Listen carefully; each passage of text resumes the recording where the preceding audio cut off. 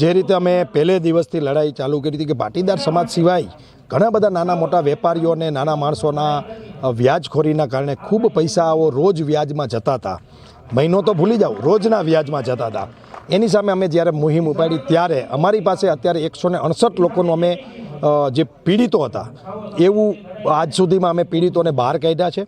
એમાં મોરબી જિલ્લાની પોલીસ અને પોલીસ સ્ટેશનોમાં ખૂબ સારા અધિકારીઓ જે છે એને અમને મદદ પણ કરી છે, એનો પણ આભાર માનીએ છીએ. અને 168 જેવા લોકો આ પીડામાંથી બહાર નીકળ્યા છે. અને 200 કરોડ જેવો આંકડો અમારી પાસે આવ્યો છે કે જેમાં લીટા લાગ્યા છે. અને 300-325 વ્યાજખોરો સામે અમે અત્યાર સુધીમાં અરજીઓ કરી હતી. એમાં ઘણા બધાની એફઆઈઆર થઈ છે, ઘણા બધા પાસામાં ગયા છે અને ઘણા બધા જેલમાં પણ પૂરાના છે અને ઘણા બધા હજી બહાર ફરી રહ્યા છે. એનું પણ લિસ્ટ કદાચ અમારી આ લડાઈના કારણે રાજ્ય સરકાર પણ સફાળી જાય ગઈ છે. અને જે રીતે 100 કલાકની અંદર તમામ જિલ્લાઓમાં તમામ શહેરમાં ગુંડાઓનું લિસ્ટ બન્યું, વ્યાજખોરો લુખાઓનું, એ લિસ્ટમાં આવા બધા લોકો આવી ગયા છે. અને આવતા દિવસોમાં કાનૂનની રીતે અમે આગળની લડાઈ લડતા રહેશું અને આ બધાને જેલના સળિયા પાછળ મોકલશું. મોરબીની પ્રજાને કોઈ ગુંડો લુખ્ખો નડે નહીં એવું કરી દેવું છે એવી અમારી ઈચ્છા છે. ખાસ કરીને ગોંડલમાં એક જે ઘટના તાજેતરમાં બની પાટીદાર દીકરા સાથે, એને શું કહેશો?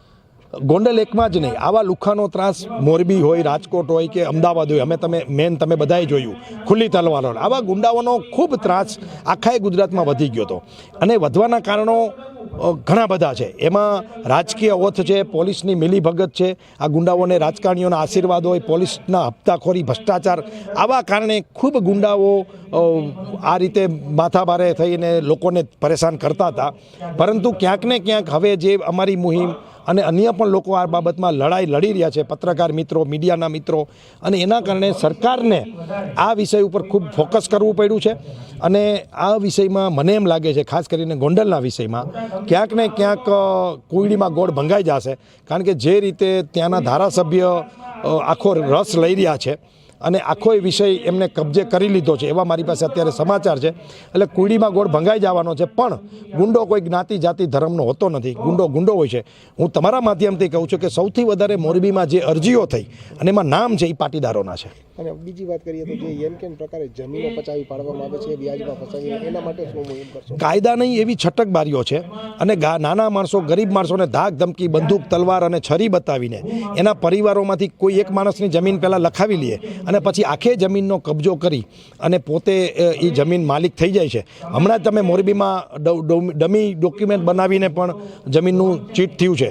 એમાં પણ મને સમાચાર મળે છે કે સરકાર અને પોલીસ અને અધિકારીઓ ક્યાંક ભીનું સંકેલી રહ્યા છે.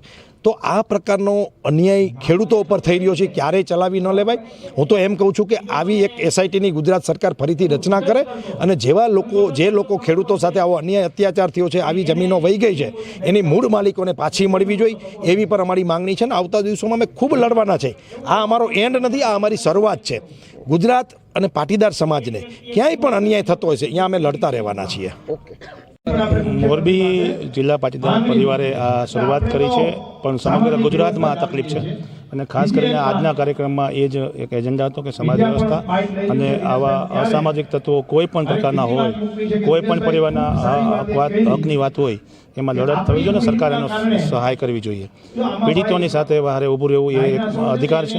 અને પાટીદાર પરિવાર સહિતના કોઈ પણ સમાજના પરિવારો હોય એમના દીકરીઓ સાથે આ બનાવ ન બને અને ખાસ કરીને જમીનો પડાવનાર અસામાજિક તત્વો છે એનો સંપૂર્ણ સફાયો ગુજરાતમાંથી થાય એવું તમામ લોકો ઈચ્છી રહ્યા છે. ખાસ કરીને જે બનાવ બની રહ્યો છે એ ખૂબ જ દરેક સમાજ માટે દુઃખદ છે. કારણ કે સમાજ વ્યવસ્થા એનાથી જળવાયેલી છે અને સમાજ વ્યવસ્થાના કારણે જે કંઈ પ્રશ્નો બની રહ્યા છે એ પ્રશ્નો બહુ ચિંતાવાળા છે. અને એમાં અમારી માંગણી છે કે માતા પિતાની સહી ફરજિયાત કરવામાં આવે અને દીકરીને ભાગવાનું હોય તો એના રજિસ્ટ્રેશન ગામની અંદર થવા જોઈએ. બરાબર, એટલા માટે એક મુહિમ પણ ચાલે છે અને માંગણી પણ સરકાર પાસે છે. અમે ઈચ્છીએ છીએ કે સરકાર આ બાબતે તાત્કાલિક નિર્ણય લે.